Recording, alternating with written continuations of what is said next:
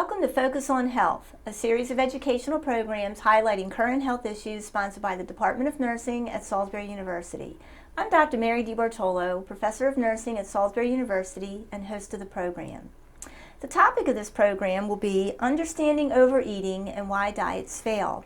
And I welcome back to the program Melinda Brett. Nice to have you on again. You are a dietitian and a licensed professional counselor, and you are here to talk about, it's really a complex topic. Right. We're going to try to keep it pared down to less than 24 hours. We could talk for hours about this, but we want to give an overview of the role of food, why people eat and overeat, with some suggestions of how to address the problem, because there's no magical fix. Right. So first of all, let's talk about the purposes of food. Okay. Usually when we think about food or eating in particular, we think about hunger versus non-hunger eating. So hunger eating is about nutrition. It's about feeding our bodies. The way that we eat, what we eat, the nutrients in the food completely affect our bodies. They affect our health. They affect our immune system. They affect our resistance to disease. And that would be what would drive choices if we were eating purely from a hunger perspective. We also have kind of the other global umbrella that we call non-hunger eating, which is where eating is driven by emotions, it's driven by memory, it's driven by history. So there's really two very distinct kind of types of eating that happen. And that all goes back to the role of food in our lives. It isn't just about hunger. It has a huge social meaning, cultural meaning. Absolutely. And then, that's a very common term we hear is comfort food. And I think all of us are guilty of that. Right, absolutely. So what are some of the major factors that affect our food choices then other than hunger? Let's go through each of those. Okay. I mean, I think that food and what people choose can be as varied as the person who's making the choices. But generally, there seems to be some really global areas. Certainly, memory and history really drives food choices. We all have childhood memories. We have old memories that say, this is what I eat at certain times. This is what I eat at certain times of year, at certain holidays. Certainly access plays a big role. Sometimes there's too much access to food and we're driven by just the abundance of food available, and sometimes there's an under access of food and people make choices because they might not have a full variety available to them. Finances affect food. Food budget is often a huge piece of people's day-to-day life. Convenience, how much time they have to spend at meals and how quickly they need to eat or get, again, access to the food that they're going to eat. Sometimes what also can drive eating choices is emotion. People use food as a substance to manage their lives, to keep their emotions in check, to keep their moods regulated. So there's a lot of factors that play into that. Yeah, I know we could get into a whole area on this, but could it be like an addiction, a certain Absolutely. area in the brain that is lighted up more so, just like with drugs or alcohol? There's been a lot studied in that, and there does seem to be about half the population that when they eat a certain combination of foods, particularly very high salt, sugar, fat combinations, they actually get a kick in the brain, much like an addict gets, and that then can drive more and more eating. And that's where usually that term of food addiction would kind of be / compulsive eating, where the compulsion, the drive to continue to search those foods becomes greater and greater. The other issue you brought up that we could talk a lot on, and it's more of a social issue, is we seem to be surrounded by food. Right. Yet in many areas, they call them food deserts, where there's a lack of access to healthier foods, farm, produce stands and things like that. There's food, but it's fried chicken and things that aren't quite as healthy. Right, absolutely. And that's, it seems like we are definitely a culture of extremes, and so you can find that usually within any given city. The extreme of very limited access to food coupled with overabundance access to food, and it seems to be a geography thing. Well, then let's go next into the realm of, what's normal eating versus overeating. Okay.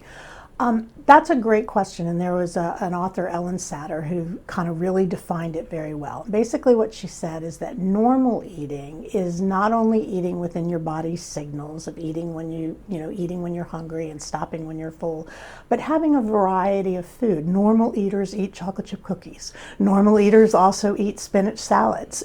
There's a normalcy to it, and in normal eating, there's kind of an inherent trust that your body will make up the difference. So when we watch normal eaters and let's say they go out and they have a buffet kind of meal, they trust that their bodies in the next couple of days will probably eat a little bit less because they trust that hunger and fullness. Not normal eating, or abnormal eating, I guess for lack of a better word, is about not trusting those signals. It's about believing that you have to wrestle with them and try to control them, and that creates a whole constellation of symptoms and distress that goes along with it.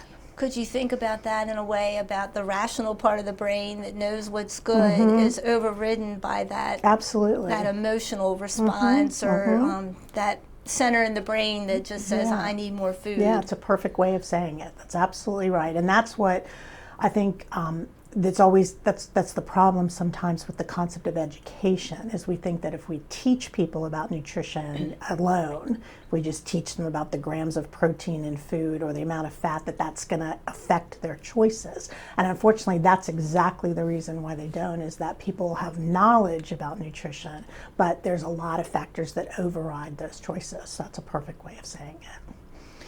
Well, I guess that emotional piece is tough, and we live in a society that just wants a magical fix. Right. And it's much more complex than a pill or a diet. Right. And I know you want to talk a little bit more about the different kinds of eating disorders and the role of deprivation. Talk about that.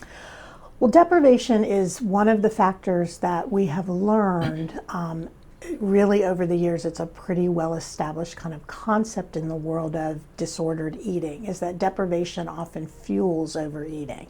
So what happens is there's a very, very distinct cycle that happens, and it's a combination of a physiological cycle coupled with an emotional cycle. So people who enter into the concept of trying to lose weight often enter into it from a place of shame, of not feeling like they're okay, of feeling that there's something wrong with them that needs to be fixed.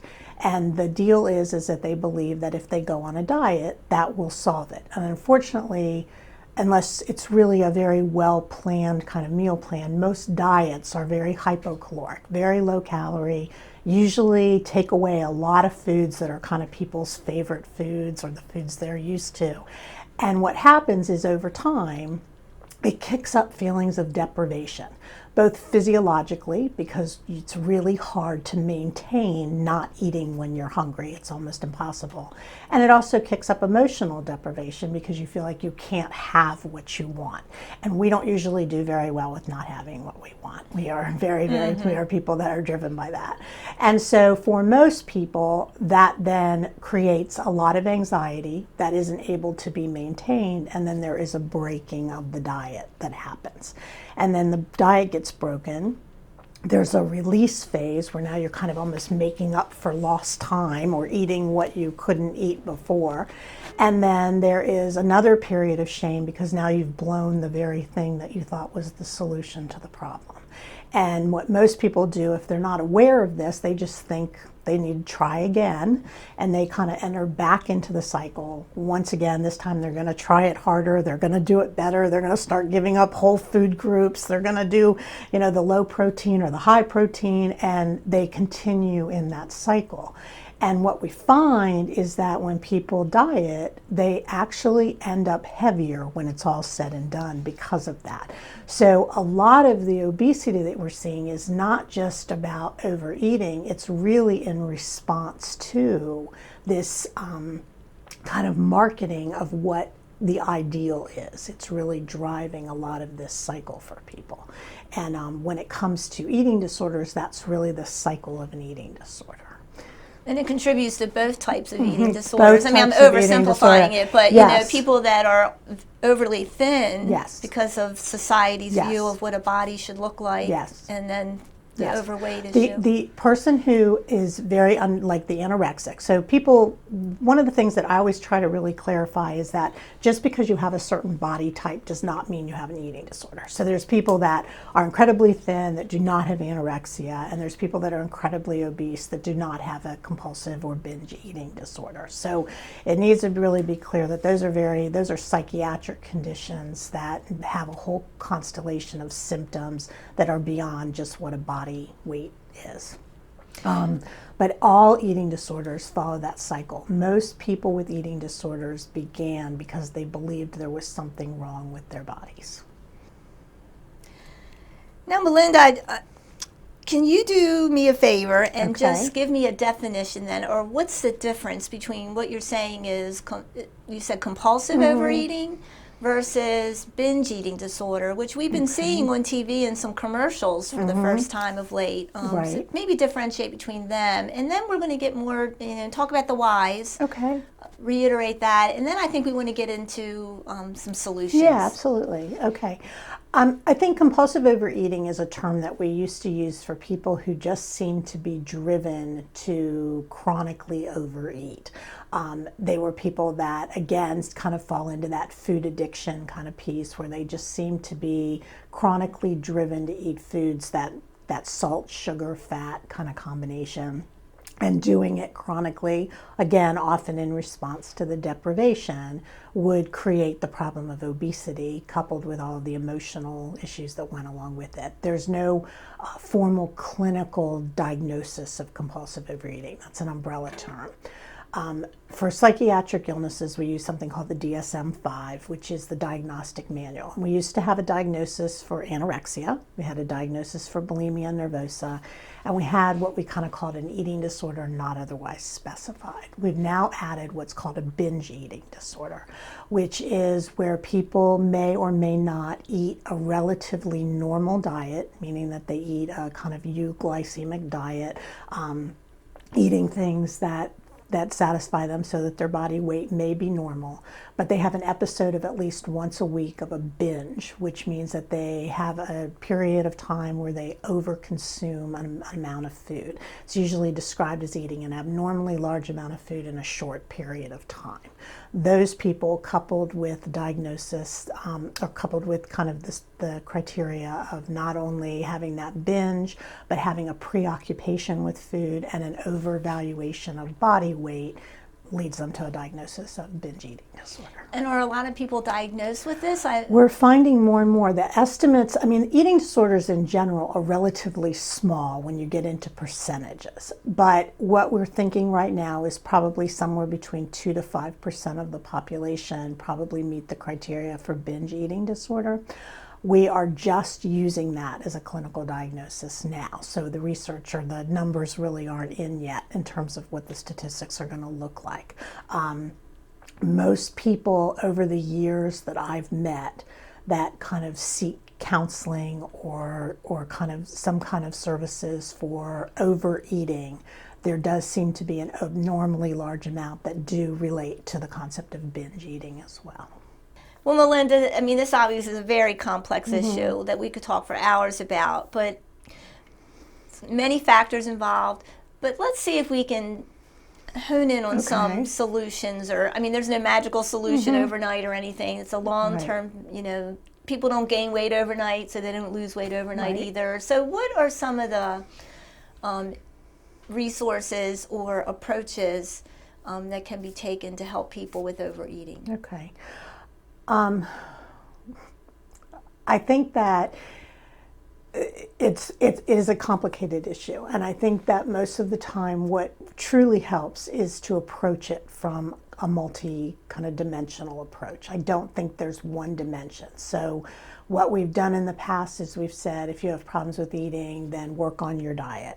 If you have emotional eating, work with a counselor. If you have issues with mood regulation, we can look at medication. And I think all of those are good. So I think that for most people, they need a combination of those things. Usually the first strategy is to probably go see some kind of a counselor. It could be a nutrition counselor, it could be a dietitian, it could be a mental health counselor, somebody to kind of tease out how much of this is hunger eating and how much of this is non-hunger eating. And I think that if you can kind of get a sense of that, then you have a roadmap of where to start. If you find that truly after really reviewing it with somebody and talking about it, and you come up with, I really just have terrible eating habits. I have a history, maybe my family history, maybe my just social history has always just revolved around really high fat foods, and I just need to focus on that. Then I think working with somebody to really develop a meal plan that's nutritious but satisfying. It can't revolve around dieting. That we know is probably not going to work. But what we find is that when people really eat a satisfying diet that's relatively well balanced and healthy, they lose weight without dieting because they're not doing the overeating that they were doing. And is that because the deprivation doesn't come into Right, it? exactly. Where you feel like you have to Exactly. overeat in response to feeling deprived. Exactly. Yeah. Exactly. And of course, the healthy plate approach where, just in general, people don't eat enough fruits and vegetables. Right. And we can always, one of the things that as a dietitian we talk a lot to people about is focusing on what you can add to your diet, not what you take away from your diet. So really focusing on increasing fruits and vegetables, really adding whole grains to your diet, doing all of those things we've talked about for years, and really focusing on including those foods automatically again starts to show a shift. If you've eaten 5 servings a day of fruits and vegetables, you're much less likely to be driven to eat a bunch of cookies because you're going to feel really, truly satisfied. So we really focus on that piece of it. And of course, if you're eating well, the fruits and vegetables, the whole grains, portion control is a large component of that. It's okay to treat yourself once in a while. And you can view it as a treat versus I'm not eating this the majority of the time. Right. And there are some people, however, especially if they kind of have that food addiction piece, that sometimes doesn't work. They're not able to do things in moderation. And sometimes if after a while we get into kind of the concept of abstinence and them having to find that there are certain foods they may not be able to eat. But if they do that from a perspective of understanding that when I do that, I'm not going to feel good and I'm going to eat foods that make me feel good, that counters the deprivation piece. So really the deprivation accounts for why diets really fail. Big piece that we don't talk about enough. And I think one of the things that needs to be said also is that not everybody is genetically hardwired to be thin. There is going to be a large percentage, given the fact that we're very sedentary, we live a lifestyle today that doesn't support the body type that we had 50 years ago. So there's also on some level an acceptance that needs to come with really what a healthy weight for each person is going to be. The way that I kind of define a healthy weight is that if you're able to be active, you're not preoccupied with food, you're not fighting the desire to diet, and you're also not binge eating or overeating, you're probably at a pretty healthy weight. Working with your doctor, really making sure you're taking care of yourself in terms of if there's any preventive disease management kind of things that need to happen. But I think one of the things that's driving the overeating is the shame that comes from not being at a specific size that just doesn't fit. Kind of that one size fits all does not work when it comes to body types. And I know I've read some articles and research and such that, one of the symptoms of some of these issues is, we have the proliferation of all these food shows. And within the privacy of people's homes, they can get their fix that way. And then we do seem to be fixated on food and not enough. We are very fixated on food. And of course, it's unfortunate the shame and the stigma that comes along with it.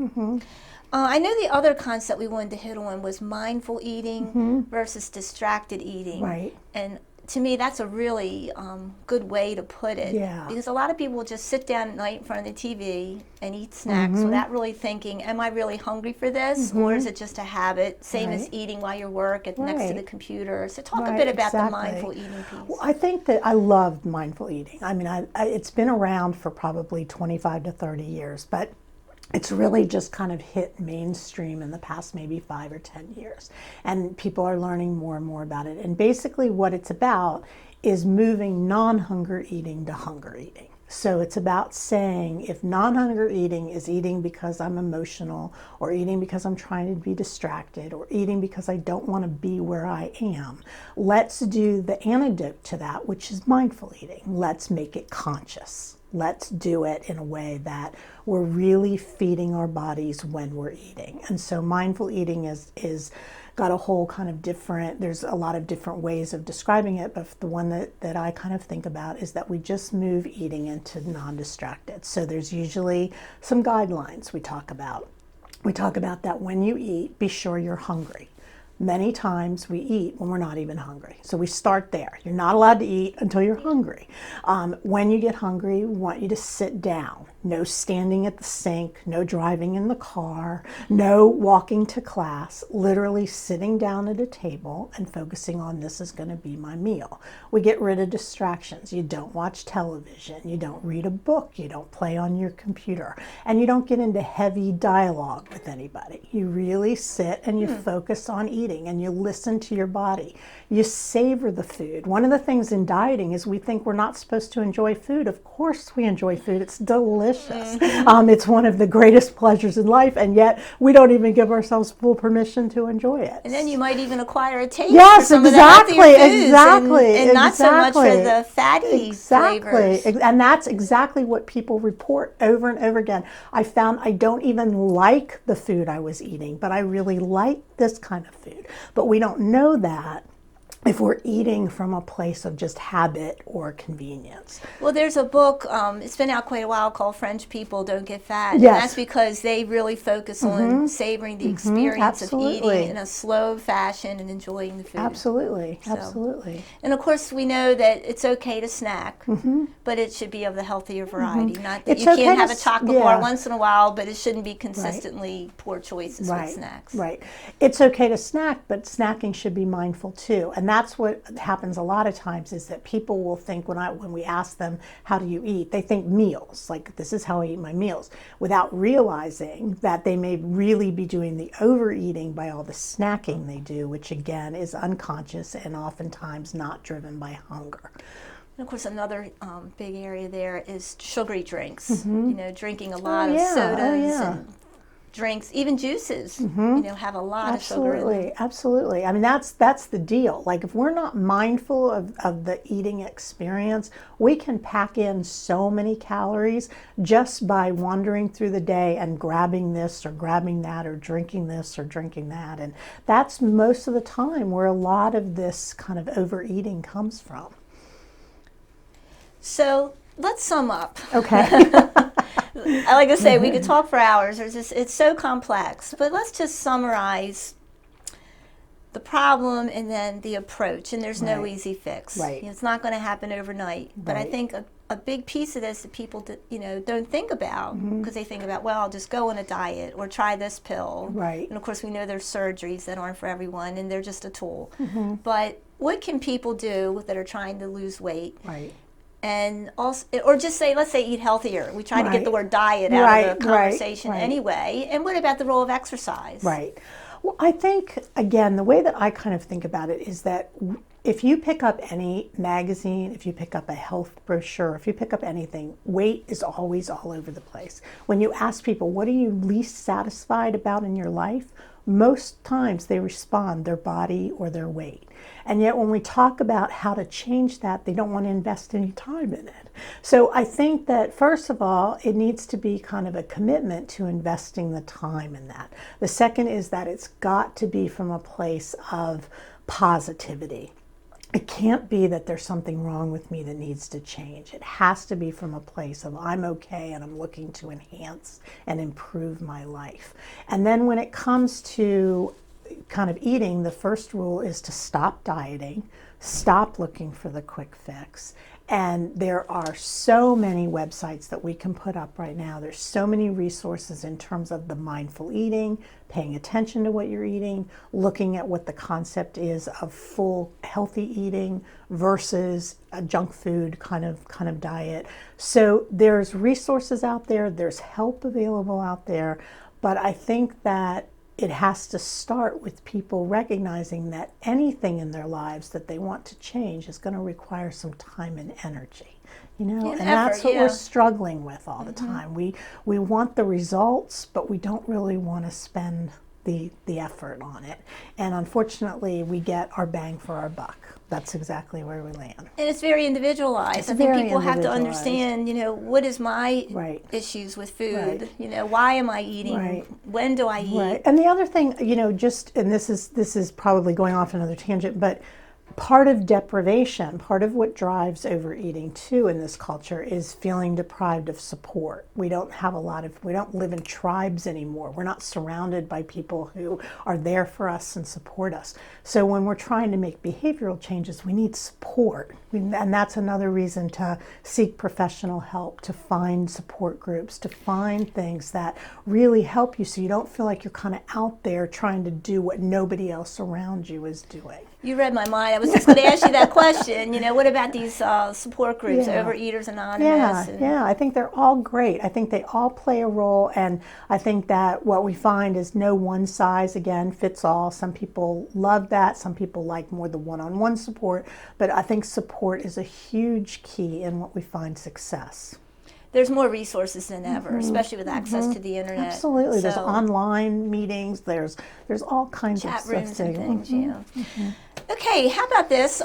You'll provide us with some websites Yes. on mindful eating and, Yes. to give our viewers hopefully a different perspective Right. on how to approach this. That it's Right. not just a magical diet Right. or a pill or whatnot. That they, it really is an individualized approach to understanding why one eats, and Right. so that they can hopefully start addressing the problem, and it's going to take time. Right. Right. Well, thank you so much you're for being welcome. on the program today and providing Okay. some wonderful insights. Thank you for letting me come on and giving me this opportunity to talk to everybody about this. And thank you for joining us for this edition of Focus on Health here on PAC 14.